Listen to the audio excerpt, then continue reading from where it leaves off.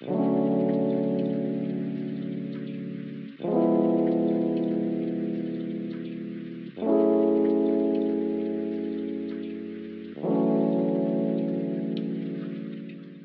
is up, y'all? Welcome back to the channel. And this here Chevy TRAX. What is up, y'all? Welcome back to the channel. And this here Chevy Silverado.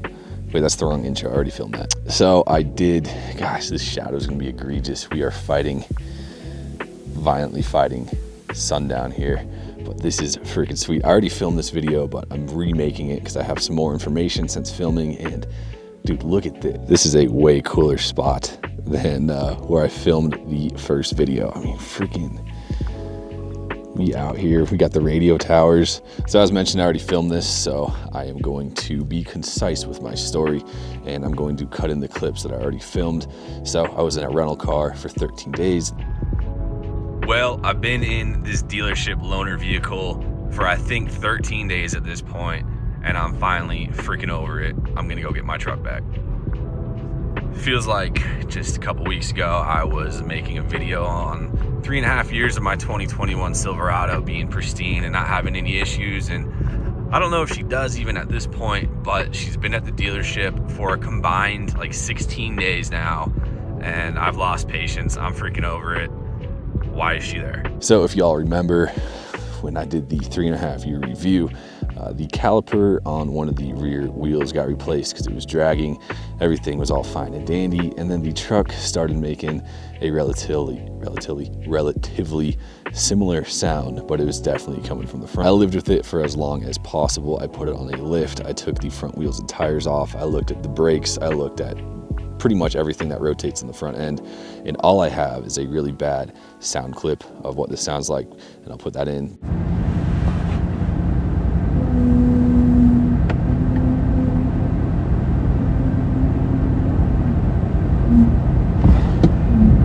I looked at everything, couldn't find anything. I had my buddy look at it.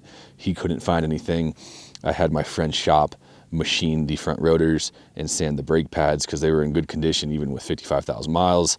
That didn't fix it, so I decided I had to go to Chevrolet. Now I have very mixed feelings on that dealership, but this is not intended to slander them. I'm not even going to identify which one it was, but I take it down to Chevy.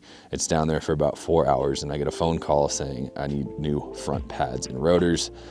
And I looked at them.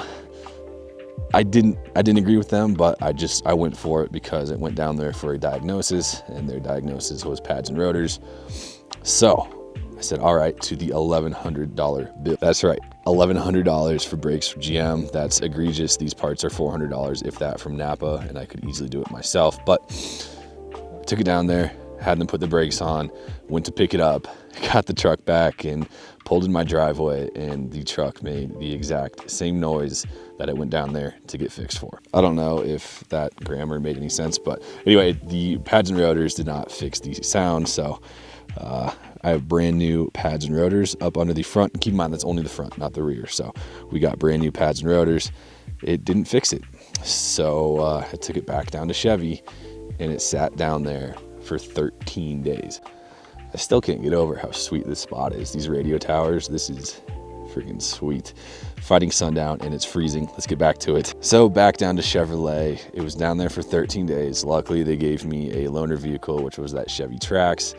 And as we mentioned in the beginning of this video, I got over it. They weren't giving me hugely meaningful updates. It would be a text every now and then with, you know, no update or working on it kind of thing. So I went down there. I said, I'm over it. Y'all give me the truck back. So I will put a picture of their diagnosis and write-up on the screen here. But essentially, they blamed it on the lift kit and otherwise said that you know, they couldn't find anything for 13 days. They used chassis years, et cetera, et cetera. So in that diagnosis, they say there were broken welds on the lift kit and missing a CV axle retaining clip, and that the support bracket on my lower control arm is bent.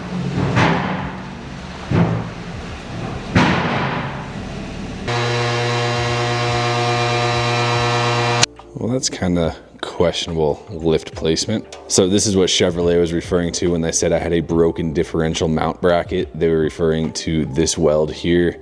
They sent me photos of the inside of this saying it was broken and not welded.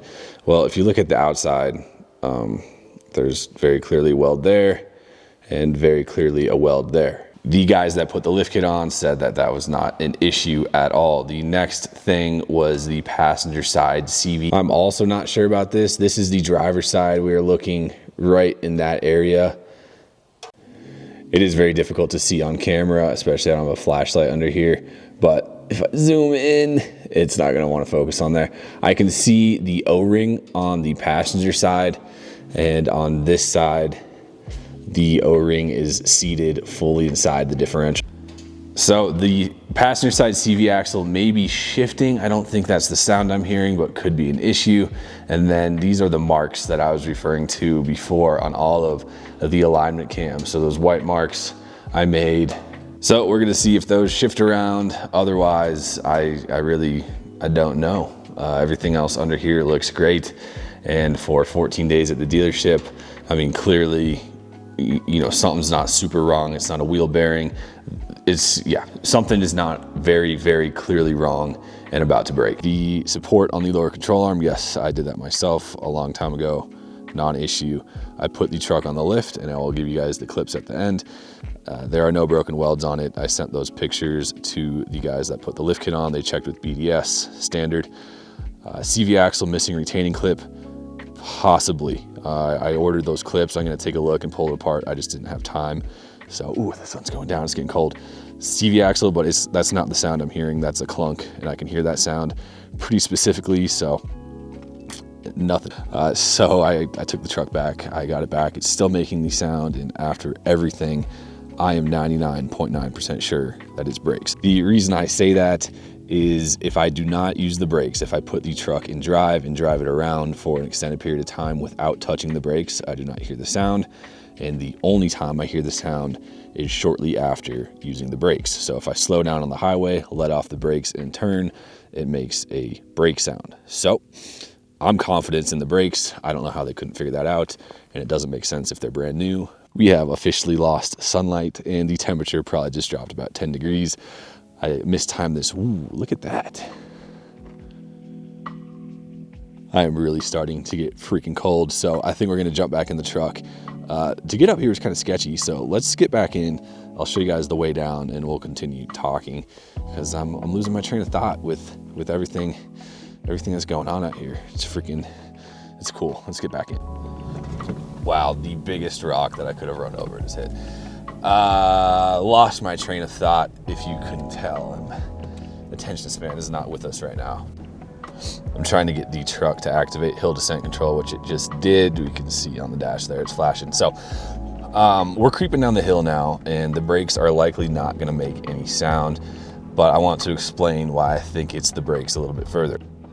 Also, absolute beauty of a spot. This is super sketchy though. If you look, like, there's just a big old drop off there. Anyways, so if I get off the highway, you know, go from like 65 to 10 or 15 and make a turn, that's when I hear the sound the most. And wow, that is crazy. I need to focus.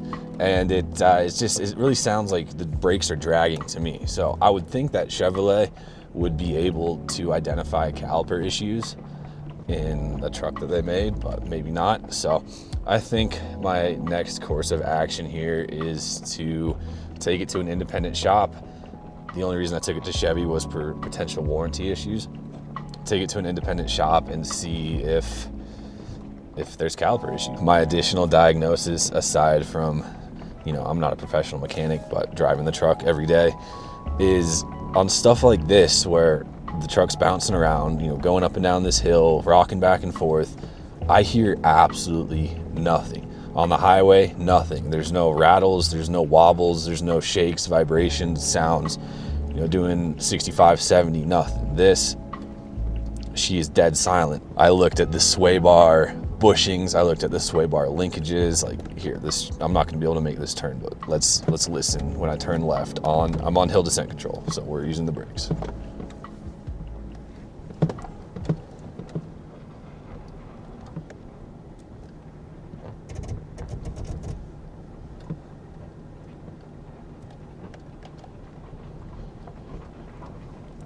don't know how sensitive I have my microphone right now, but it grabbed ABS going around that. I mean, it dead silent. Like, dude, this is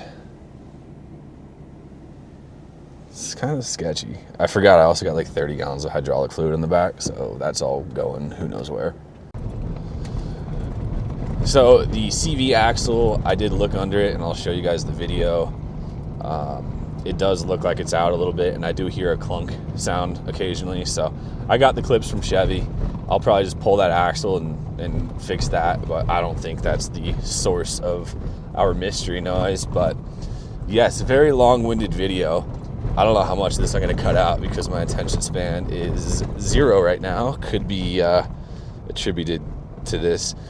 But yes, that's what's going on with the truck. I don't really think it's an issue. It's a noise. It was pissing me off. Chevy couldn't figure it out. I can't figure it out.